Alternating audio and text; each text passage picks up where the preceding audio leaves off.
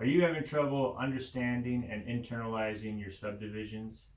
In this video, I'm going to show you one simple exercise that is going to help you get a better understanding of your quarter note, eighth note, and 16th note subdivisions. Hello, I'm Cody Wood, online drum teacher, here to help you become the best drummer you can be, one step at a time. It can be hard for beginning drummers to understand the different subdivisions between quarter notes, eighth notes, and 16th notes, especially when it comes to internalizing the feel and timing of the different subdivisions. We as professional drummers often take this understanding for granted and forget that we too were once beginners at one point and had a hard time of conceptualizing the idea of subdivisions. This is what the exercise is. I'm going to be starting with my right hand, and the BPM is going to be 120. 1, 2, 3, 4.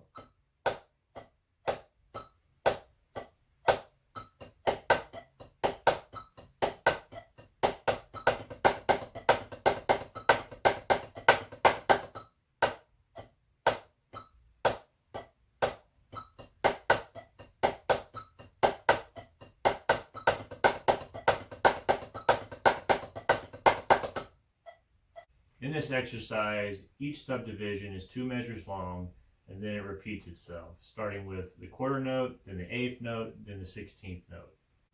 The accents in this exercise double with each subdivision. Starting with the quarter notes, we have 2 accents on the quarter note of 2 and the quarter note of 4.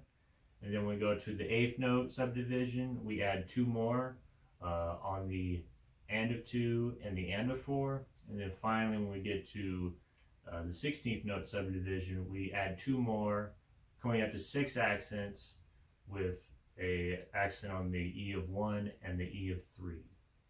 Now I'm going to play the exercise for you slowly, starting at 75 BPM, and I'm going to count it out loud. 1, 2, 3, 4.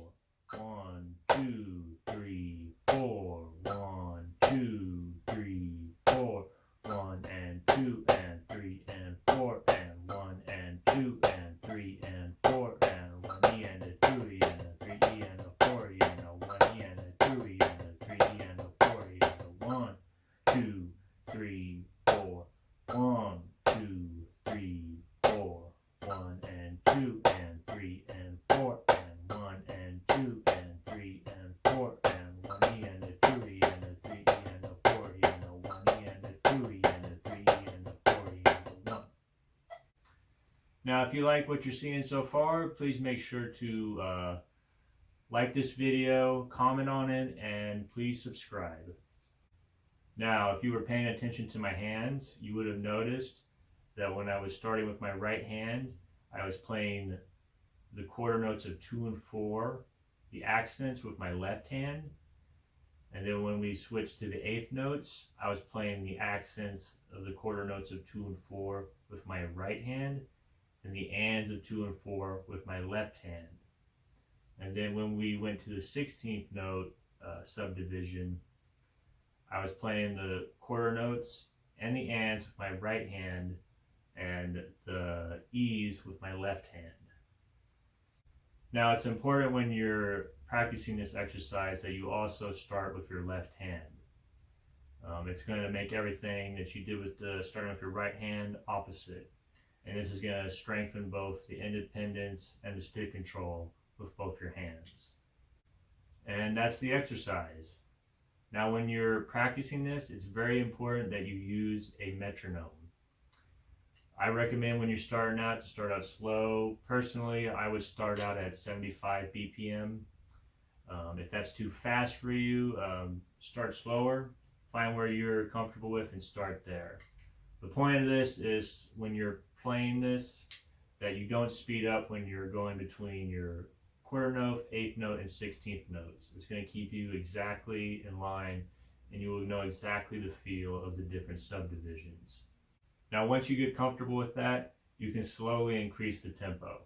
Now, if you enjoyed this video, please make sure to check out some of my other videos, including the one on my left, which is a video about rudiment combinations, specifically the combining of the double stroke royal and the standard single paradiddle.